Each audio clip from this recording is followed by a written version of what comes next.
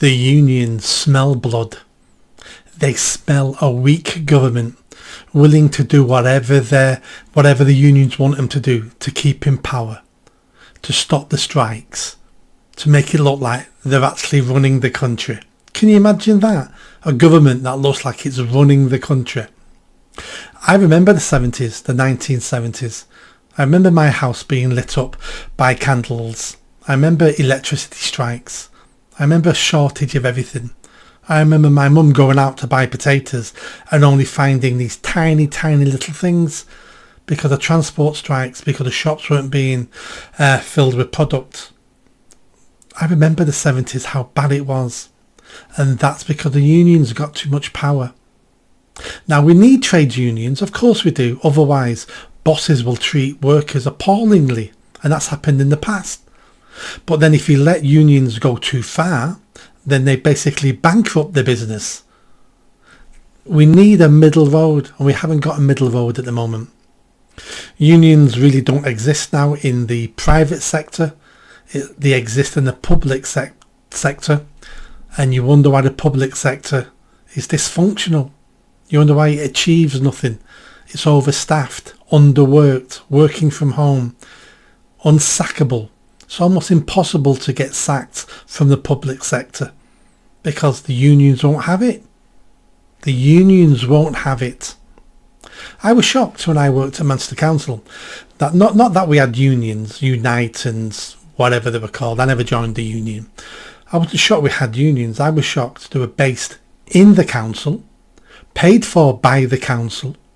It was like, why is this organisation being paid for by council tax money? Basically, disgraceful. And then they give money to Labour. So if you're a member of a union, part of your money you give the union being given to a Labour Party. You may like that, but you may not. You may be a Tory supporter or a Green voter or Reform UK, and you don't want your money going to that. And then some of the unions are funding some of these eco-lunatic nutcases and funding Stand Up to Racism and promoting the violence we're seeing on the streets. That's some of the unions. The unions need to come to heel. That's what the unions need to do. We need to look at legislation. We need to ensure that unions only deal with industrial matters in their sphere of influence. That's what we need to look at.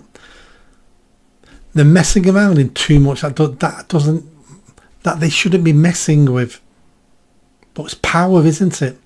Have a look at what the top trade unions earn in this country. Have a look. Have a look at what their bosses earn. They earn more than the Prime Minister. It's a racket. It's not always been a racket. You know, trade unions have done some good work and workers need protecting, because I know some bosses who are scumbags and they need protecting from bosses like that.